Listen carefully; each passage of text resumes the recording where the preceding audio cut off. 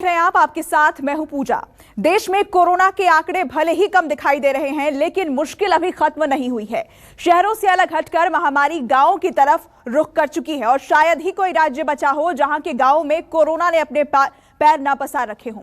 सरकारें दावा कर रही हैं कि गांव में कोरोना पर ब्रेक के लिए प्रशासन एक्शन में है। ऐसे में हमारी टीम ने यूपी और बिहार के गांवों की जमीनी हकीकत समझने की कोशिश की। सबसे पहले चलते हैं यूपी के बिजनौर जिले के एक गांव में, जानते हैं वहां की क्या है हकीकत और सरकार ने क्या तैयारी की है। हमने अपने बहुत ही परिवार के लोगों को, अपने मिलने वालों को, अपने मित्रों को खोया है।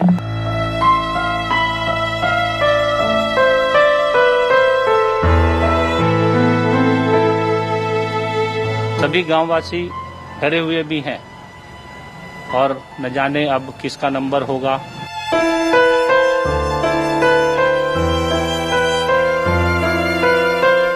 ये 3-4 दिन से बीमार थे, वो सर्दी खांसी जुकाम की समस्या थी।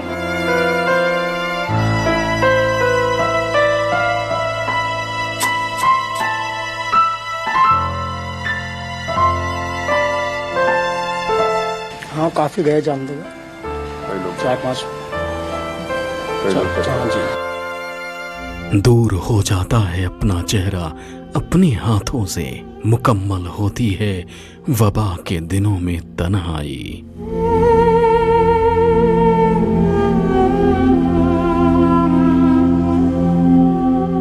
कोरोना महामारी ने हर चेहरे पर कुछ ऐसा ही खौफ भर दिया है। यहाँ हर दस्तक में गुमनामी सी दहशत दिखाई दे रही है। सड़कें खाली हैं, दुकानों के शटर गिरे हैं, चेहरों पर मास्क है और मास्क के पीछे ढके चेहरों पर एक ही सवाल है कि इस महामारी का अंत कब होगा।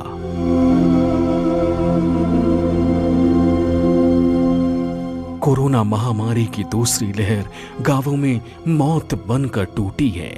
बुखार, खांसी, जुकाम हुआ और कोरोना ने जकड़ लिया। लोग अस्पताल भी दौड़े लेकिन जान नहीं बच सकी। कुछ बदनसीब तो ऐसे भी थे जिन्हें अस्पताल तक मयस्सर नहीं हुआ। बिजनौर के जैत्रा गांव की कहानी भी कुछ ऐसी ही है।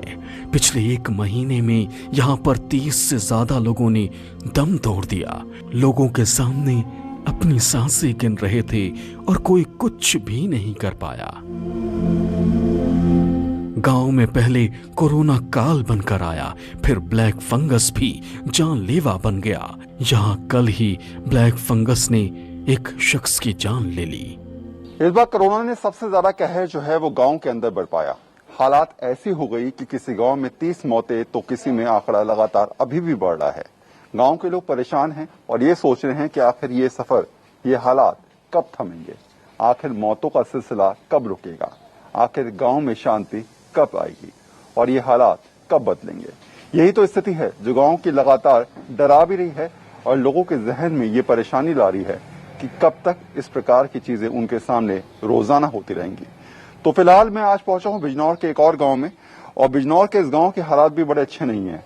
यहाँ भी पिछले 1 महीने में 35 से ज्यादा मौतें हो चुकी हैं।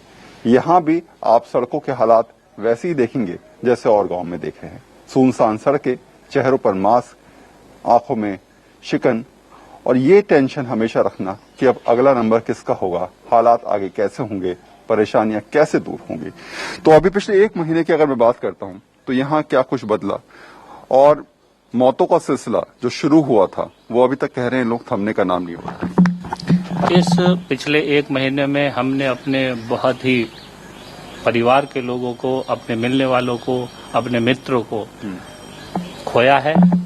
कल ही एक डेथ ऐसी हुई है, मेरे भाई थे कमलजीत जी, जिनका निधन हो गया है और वो कोरोना से पीड़ित थे और उसके बाद उनको ब्लैक फंगस हो गई है, जिसके कारण उनकी मृत्यु हो गई है।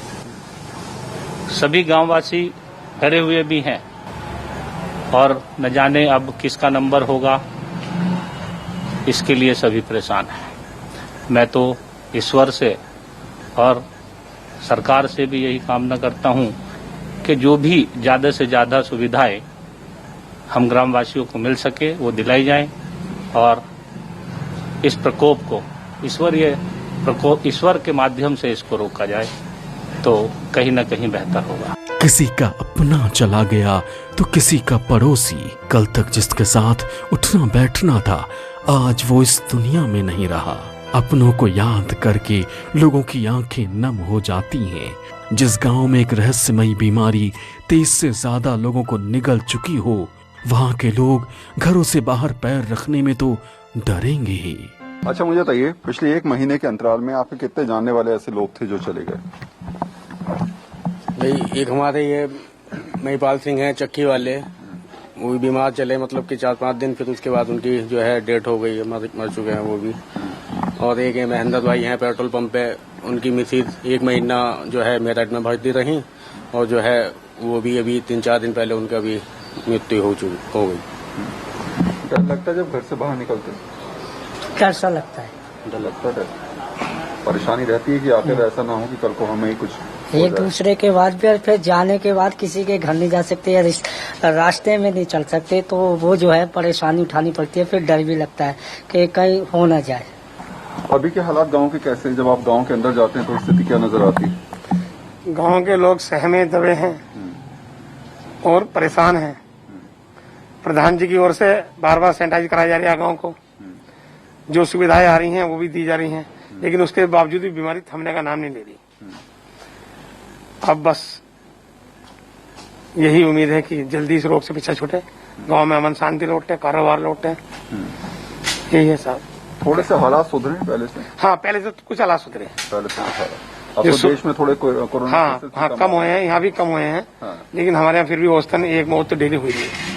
पिछली बार लॉकडाउन के हालात, इस बार के लॉकडाउन के हालात, दोनों में अंतर इसलिए ज्यादा माना जा रहा है कि पिछली बार शहर का कोरोना था, इस बार शहर के साथ गांव में भी कोरोना है, तो अंतर बहुत देखने को मिला इस बार। हाँ, इस बार लॉकडाउन में अंतर मिला है और पहले लॉकडाउन में ज्यादा सख्ती थी, लेकिन इस बार वो सख्ती नहीं दिखाई दी है। और मुझे लगता है कि शायद उसी की वजह ये है कि हम लोग ज्यादा संक्रमित हुए हैं, एक दूसरे के संपर्क में आए हैं, और उसी के माध्यम से हमारा ये मौतों का सिलसिला और फिर पंचायत के चुनाव, मुझे तो लगता है कि चुनाव की वजह से भी संक्रमण ज्यादा फैला है। काल इतना निर्दयी निकला कि पहले उसने इन मासूमों से उनका पिता छीन लिया, फिर कोरोना ने मां को भी ले लिया। पिछले महीने की 28 तारीख थी जब इन बच्चों से उनकी मां रुखसत हो गई, लेकिन इन मासूमों को आज भी मां का इंतजार है। वो अपनी दादी से मां का जिक्र करते हैं, पूछते हैं कि उनकी मां कब वापस आएगी। कोविड में न जाने कितने घर बर्बाद हो गए। हालत ये हुई कि कई बच्चों के माता पिता चले गए, तो कई जगह ये स्थिति बन गई कि कोई परिवार में 2-2, 3-3 लोगों की मौत हो गई। बिजनौर के इस गांव के हालात भी ऐसी हैं। इन दोनों बच्चों के माता पिता फिलहाल इस दुनिया में नहीं हैं। पिता की मृत्यु पहले ही हो चुकी थी और माता की मृत्यु फिलहाल कोरोना की वजह से हो गई। ये कब की घटना है और ये कब हुआ था इनकी मम्मी को कोविड? कोरोना कब हुआ था इनकी मम्मी को? अप्रैल में। हाँ, 28 अप्रैल। 28 अप्रैल। और कितने दिन बीमार रही लगभग वो? 2 दिन, तीसरे दिन एक्सपायर हो गई। 2 दिन बीमार रही। तो क्या बुखार हुआ था उस समय? हाँ, बुखार हो रहा था उसको, तेज बुखार हुआ। हाँ। उसके बाद एक्सपायर हो गई, डॉक्टर के पास लेकर गए। हाँ। नहीं पहुंच पाई वहाँ तक। नहीं पहुंच पाई। क्या ऑक्सीजन की दिक्कत आई थी?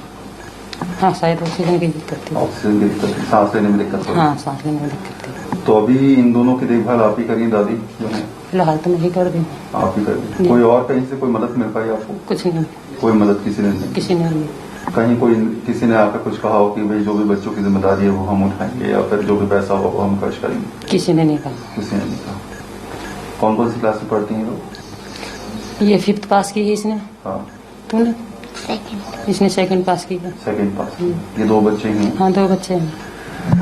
तो यही हालात होते हैं जो समझाते हैं किस तरीके से मुश्किलें अभी जिंदगी में चलती रहेंगी।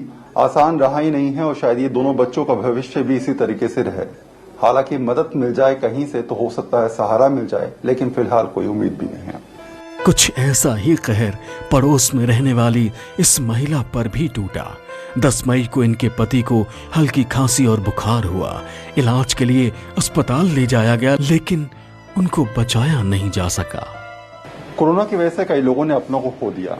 कई लोग आज भी इस बात का इंतजार कर रहे हैं कि हो सकता है कि उनको कुछ आर्थिक मदद मिल पाए, लेकिन यहाँ परिवारों की स्थिति ये भी है क्योंकि वो समझते हैं कि शायद आने वाला दिन उनके लिए अच्छे इसलिए भी नहीं है क्योंकि उनके अपने जा चुके हैं और सहारा कहाँ से मिलेगा इसकी कोई उम्मीद भी नहीं है।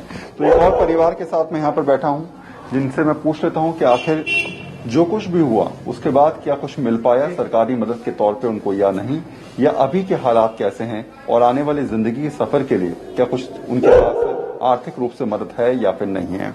मेरा पहला सवाल ये है कि ये कब हुआ और उनको कोविड हुआ था या फिर कुछ और दिक्कत थी? उन्हें खांसी जुकाम बुखार की थी और दवाई चल रही थी, और फिर अचानक 10 तारीख को तबीयत खराब हुई और पास में अस्पताल है, क्या नाम है, पद्मा डॉक्टर के नाम से है यहाँ पे, तो वहाँ ले गए। फिर डॉक्टर ही को पता होगा क्या हुआ क्या और नहीं। ये कितने दिन में सब कुछ हो पाया हुआ? ये 3-4 दिन से बीमार थे, वो सर्दी खांसी जुकाम की समस्या थी। अभी कितने बच्चे हैं आपके? दो? एक बेटा है, एक बेटी है। तो कौन कौन सी क्लास में पढ़ रहे हैं? बेटी 12th में है और बेटा 9th में है। तो कहीं से कुछ आपको मदद मिल पाई, कहीं से कुछ आर्थिक रूप से, कहीं से कुछ नहीं, कहीं से कुछ नहीं मिला। तो अभी आपका जो खर्चा है, जो आर्थिक रूप से आप कैसे अभी जो पति छोड़ के गए हैं मेरे, उसी से काम चला रही हूँ। किसी ने आगे कोई बताया नहीं कि कहाँ से कुछ मिल पाएगी मदद? सरकार की तरफ से, प्रशासन की तरफ से कोई नहीं आया? अभी मैं यहीं पे हूँ, धामपुर में हूँ, तो मुझे अभी ऐसा कुछ नहीं पता। अभी जहाँ पे सर्विस करते थे वहाँ पे जाऊंगी तब कुछ पता चलेगा। अभी मैं कहीं गई नहीं, तो मुझे जाना भी नहीं है अभी। तो यही तो स्थिति है जो इंसान को और ज्यादा तोड़ देती है। आर्थिक हालात तो खैर आने वाले वक्त में चाहे कैसे भी सुधर जाएं, लेकिन इंसान की कमी पूरी होना बहुत ही मुश्किल है। शायद ये परिवार भी अब आने वाले वक्त के साथ अपने गम को कम करने की कोशिश तो करेगा, लेकिन इंसान को भुलाना बेहद मुश्किल भी है। ये लोग बात जानते हैं। जैत्रा गांव में इससे पहले कभी ऐसा मातम नहीं रहा। लोग खुशहाल थे, लेकिन पल भर में ही सब कुछ बदल गया। कोरोना आया तो कई दिक्कतें साथ लेकर आया। गांव से खुशहाली तो चली ही गई, साथ ही रोजगार के साधन भी खत्म हो गए। अच्छा, मुझे बताइए, रोजगार तो बिल्कुल ठप होगा? हाँ सर जी, बिल्कुल रोजगार तो बिल्कुल पड़ा। इस टाइम काम धाम तो है ही नहीं कहीं से कहीं तक भी। अब 1.5 महीने से हम भी घर ही में पड़े हुए हैं। तो घर का खर्चा कैसे चल रहा है? वो खर्चा ये चल रहा है कि जो राशन वासन मिल रहा है सरकार से, या कुछ लड़का हमारा कर रहा है उसी के जरिए कर रहा है। क्या काम करते हैं सर? मैं परचून की दुकान परचून की। तो परचून की दुकान तो खुली है लॉकडाउन में? नहीं खुल पा रही है। 1-8 घंटा खुलती है। 1 घंटा खुलती है, तो कमाई तो बिल्कुल खत्म थी। हाँ। अच्छा, ये बताओ मुझे कि कई सारे युवा लोग इस बीमारी की चपेट में आए, वो चले गए। क्या आपने कुछ दोस्त गए आपके ऐसे जानने वाले? हाँ, काफी गए जानते गए, कई लोग 4-5। कई लोग चले हाँ गए। जी। करते क्या हैं? मैं डांस सिखाता हूँ बच्चों को। बच्चों को डांस सिखाते हैं? जी। तो ऐसे में तो आपका रोजगार भी हाँ, डांस मार्च से बंद है, पिछले साल से ही बंद है, मार्च। पिछले साल से बंद। कोरोना महामारी आज नहीं तो कल चली जाएगी, लेकिन जिन लोगों ने अपनों को गवा दिया, महामारी का रौद्र रूप अपनी आंखों से देखा, उनके दिलों से ये जख्म शायद ही कभी जाए। कोविड की दूसरी लहर का सबसे ज्यादा असर गांव में देखने को मिला। गांव के लोग इस बार इस बात से डरते हैं कि कहीं ऐसा ना हो कि उनके घर में स्थिति खराब हो और कोविड की दस्तक हो जाए। उनके अपने कई लोग साथ छोड़कर जा चुके हैं और कहीं ये भी डर लगता है मौत से सामना ना हो जाए। यही हालात गांव में लोगों के चेहरे पर शिकन और परेशानी सामने लाकर खड़ा कर देते हैं। कैमरा पर्सन नितिन और अपने सहयोगी शमशुद्दीन फारूकी के साथ वरुण सिन्हा, न्यूज़ 24, बिजनौर।